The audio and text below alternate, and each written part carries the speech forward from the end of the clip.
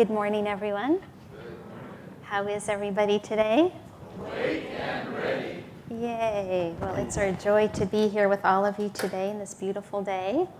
I'm going to begin with a reading from Whispers from Eternity. This is Yogananda's book of prayer demands and poems. And this is number 174. I locked my sacred aspirations in my soul vault. My finiteness has gone to rest, cradled in thy arms of infinite perception. Noisy sense impressions quieted at the sound of thy softly approaching thread of inner peace. Calming my breath, wakeful in higher awareness, I sat stilly waiting.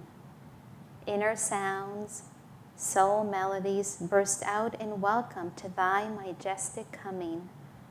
O King, silence with thy approach to my peace-decked meditation chamber. In the darkness, hidden diamond chips of broken dreams dimly glittered, hinting at the blazing glory of thine approach. I gathered all my sacred aspirations and tied them together into a single bouquet with strings of countless graces that I had received from thee. Then I offered that bouquet at thy feet. Lo, my humble offering was transformed into a bouquet of gold. With this gold will I construct a shining, ever-enduring temple in my soul, wherein I will sit on thy throne of peace. Peace. Amen. Well, our topic this morning, does God hide the truth? What do you think? I think it's a trick question. I think yes and no. Yes, God hides the truth. He hides it behind our senses, behind our daily activities, behind our experiences. But he doesn't hide it from who we really are. And like it or not, we have to do the homework. It's like anything in life. I was thinking if you want to experience a sport or a physical activity, it's not enough to really know what is it like to really be doing that sport by just sitting in a chair and looking at pictures of it. But when you actually do it yourself, you really get to experience it. I was remembering many moons ago, as they would say, when Diva and I first met. We were planning a trip to Hawaii, and Diva was, and still is at the time, he was a certified scuba diver. And we talked about, how wonderful it would be if I could also get certified. And then we can, when we go to Hawaii together, we can scuba dive. And I really love the way this little shop, it was in actually Grass Valley, the way they set up the classes. I think it was like 6 classes, and they said the first class is in the classroom. You know, you learn about the philosophy of scuba diving. And I had no clue what this world was. I had snorkeled, and snorkeling is a very minor form of it, And then the next session would be in the pool. So then you could take those experiences you learned. And then again, back to the classroom, and then back in the pool with your gear on. Well, things don't always happen the way you plan them. And here it was, I think we were taking the class, it was turn of the year, it was February. I think we were planning the trip for April. And so we were supposed to have this nice schedule, which I really loved.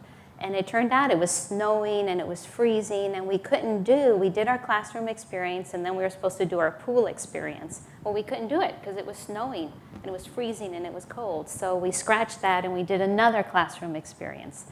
And then I was hoping, we could get back in the pool because we're learning a lot of stuff. There's a book you get, and for those that are scuba divers, it's, there's just quite a few details you have to remember.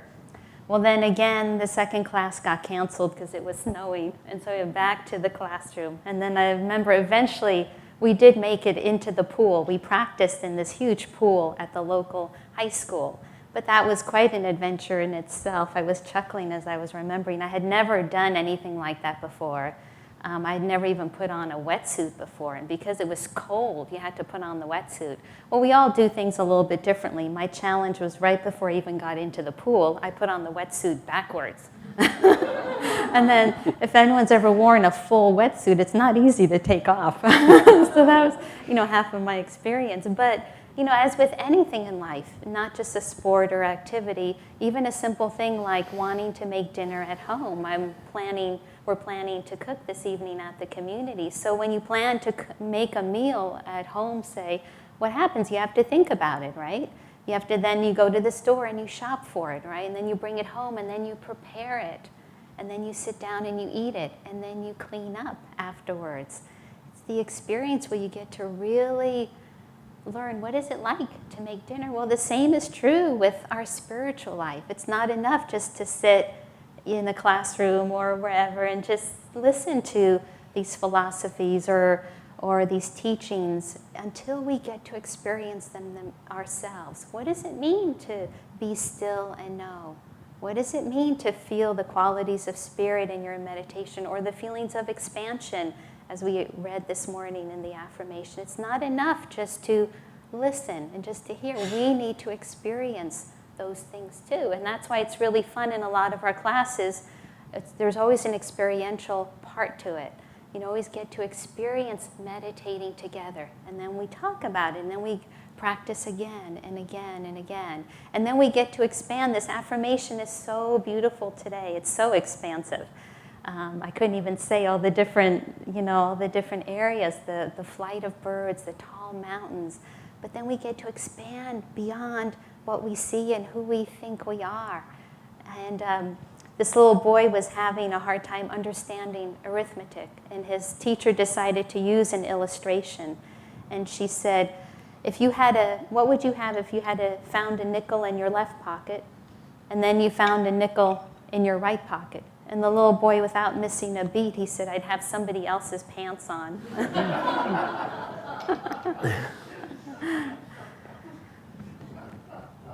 The experience of expanding our soul self is going to look different too for every single one of us. Just like me getting into that pool, my challenges were different. I did eventually get in the pool, and it took me a while, but there was nothing like it. Once I experienced that, once I got all the gear on, once I actually started swimming, I was a little intimidated by all that weight, and the instructor was so kind. There he was. He said, I'll swim with you, and I'll just hold your hand down the pool. And he just held my hand back and forth for a little while till I was able to let go. And then I had that experience of what it's really like to scuba dive in a pool. Okay, not in the real. But the same thing here. We have the masters. They're here. They're holding our hands. They're saying, come on, try this. I'll hold your hand. Go a little bit deeper. Start with where you are. Put your wetsuit on right. Start with where you are. Sit. Learn how to sit in a chair. Gently roll the shoulders back. Feel for the heart expanding. Quiet the mind for a few minutes if that's all you can do. And then come back again and do it again. Do it a little bit longer and a little bit longer. Because when we do that, when we can have that experience ourselves, then we'll want to have more of that. And there's nothing like us experiencing it ourselves. Nobody can really tell us, what does that feel like to be still and know? What does it feel like to do a yoga posture? How do we really know? And the affirmation today is encouraging us to expand past this self that we think we are, this limited self of just this body, just this mind, just this body of knowledge, whatever, and expand into our great soul self. And it's just a beautiful topic to remember, not to stop where we are, not to stop with the daily activities and experiences, and just dive deeper. And again, those practices, every week we talk about the practice of meditation, the practice of yoga. That will help us to take us deeper into a deeper, expanded sense of ourselves. So I'll turn over the podium to Daibo. We both wanted to share a little bit this morning. We'll be traveling again. I hate to say that, but we will be going down to Spiritual Renewal Week at Ananda Village. It's a wonderful week at the village if you've not had the chance to go down. It's a week long of classes, beautiful events happen during the week, concerts, plays, but it's an opportunity for people come from around Ananda and guests, and it's where Ananda started over 40 years ago. So we'll be gone the next 2 Sundays. I regret to say that, but we'll be back at the end of the month. So anyway, God bless you all. Good morning, everyone. It's nice to see you. Yogananda used to speak of there being several pathways to reclaim our oneness with Spirit, to reclaim our oneness with God's presence inside. And he said one of them was, of course, meditation. And we spend a lot of time at Ananda working on developing that aspect of the path, of the reclaiming. And legitimately so, because he said it's only in absolute stillness that we actually experience the real expansion of consciousness and the reclaiming of our oneness with Spirit, our recognition of our oneness with everything.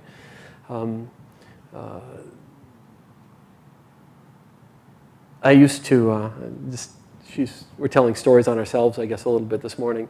I used to, when I moved to Ananda Village, I was really deeply animated by the spiritual search. And I was young, and we were a little bit out of the box in our efforts. And I picked up a sadhana partner, a meditation partner, and we were trying to see how much we could pack in a given week. And we still had family responsibilities and job responsibilities and responsibilities to the community and stuff. But we were trying to get anywhere from 21 to 28 hours a week minimum, which is 3 to 4 hours a day. And then we would do stuff like every other weekend we were having all-night meditations and this kind of thing. So there was an enormous amount of transition happening. At one point I remember sitting, it was a Christmas time, I was sitting in Mountain Song, which was a boutique that we had. And I was sitting there and I was just watching, and it was very bizarre because I didn't have any point of personal reference. I was just watching this whole thing without any sense of personal connection to the storyline. It was remarkable. But I started to watch something happening, and we're going to use the scuba diving metaphor a little bit. I found that the deeper I went in meditation, the more when I came out I was a little bit crabby. And I thought, that's really bizarre, because it's supposed to give you the opposite experience. It's supposed to bring you joy. Well, I realized it's like scuba diving. If you stay down too long, when you come to the surface, you get decompression sickness. I didn't want to be back. This is an annoying place to be if you really look at it. Because God hides the truth. He hides it behind the illusion of good and bad and likes and dislikes and love and hate and pleasure and pain. And Yogananda spoke of this world and the anguishing monotony that it yields. And a part of maturity is beginning to grow past the reactive process, even in those things. We have to learn to master ourselves increasingly.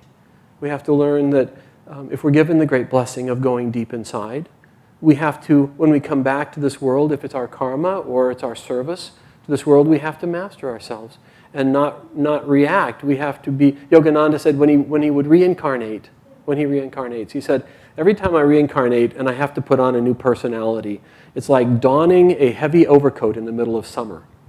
But after a while, it's a little itchy and it's hot and uncomfortable, but after a while I get used to it.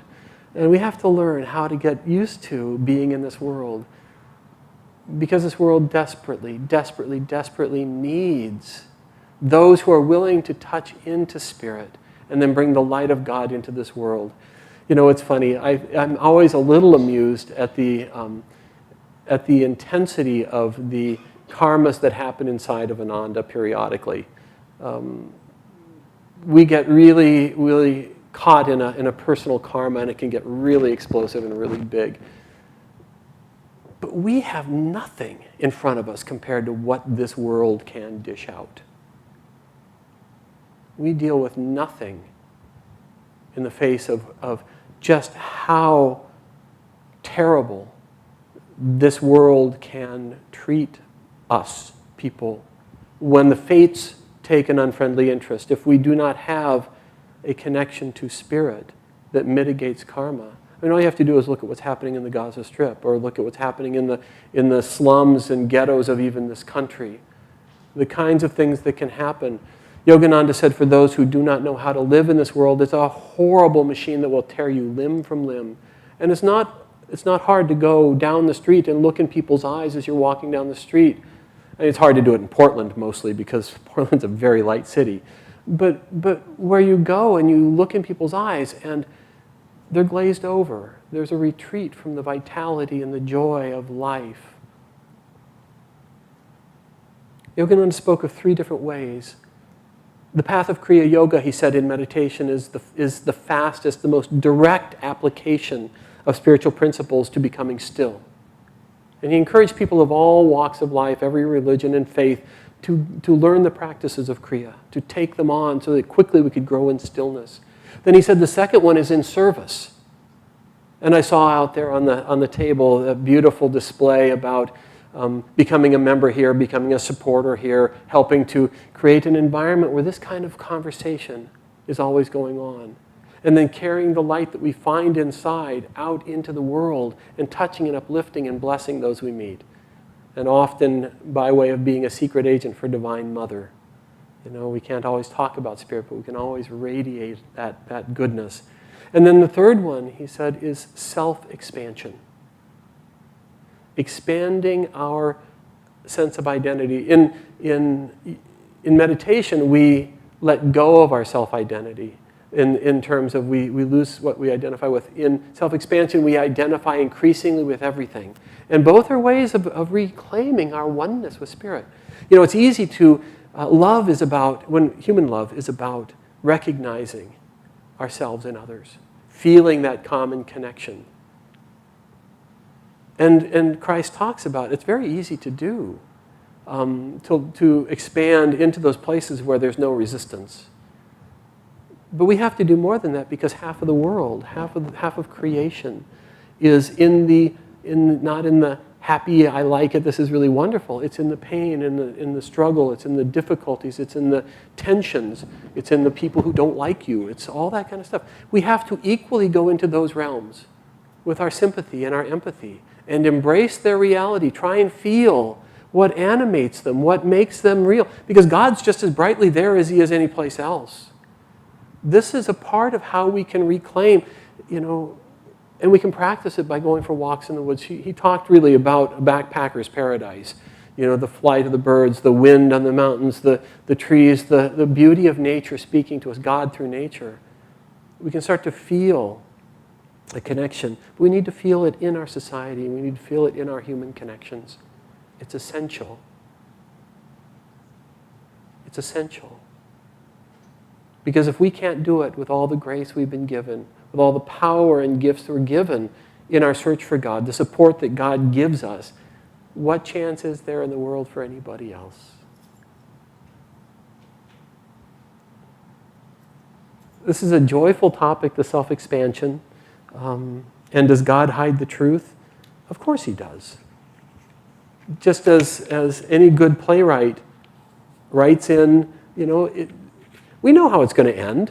We always know how it's going to end when we start. We just don't know how it's going to end there. We will reclaim our oneness with Spirit. We are made of that. There is nothing else going on. But how do we get there? What is the pathway? And every one of us will have our own personal pathway. Every one of us will have our own unique steps. But together we share that journey. I want to close with this little poem.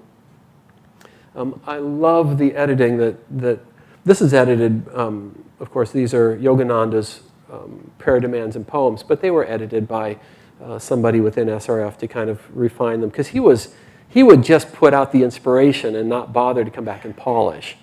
And for the most part, so Kriyananda came back and he re-edited these same poems and gave it a lot of refinement. And on every single one of them, I like what he did better except this one. So excuse me, I'm going off the reservation.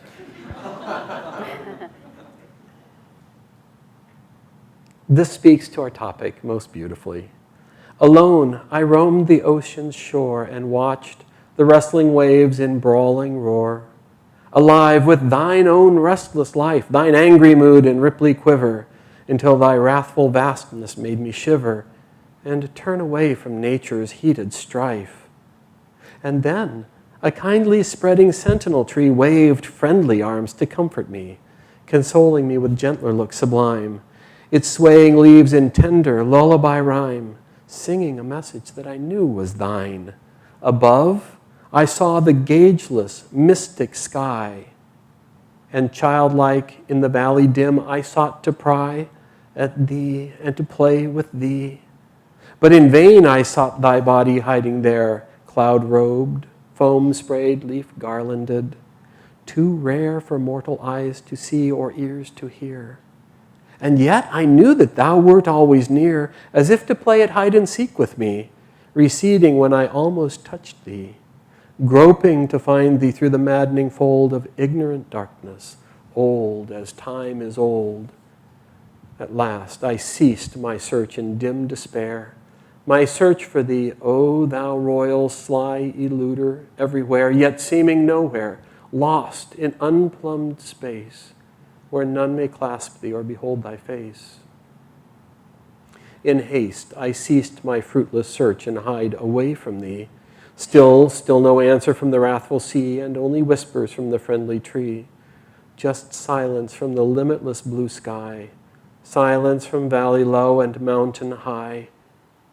Like a hurt child within the depths of me I hid and sulked, no longer seeking thee, when lo, unheralded, some unseen hand suddenly snatched away the all-black band that had so blinded me with fold on fold.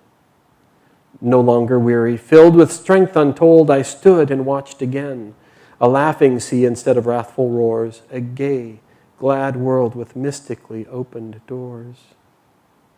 With only mists of dreams between, someone beside me stood unseen and whispered to me cool and clear, "Hello, playmate, I am here." Moment of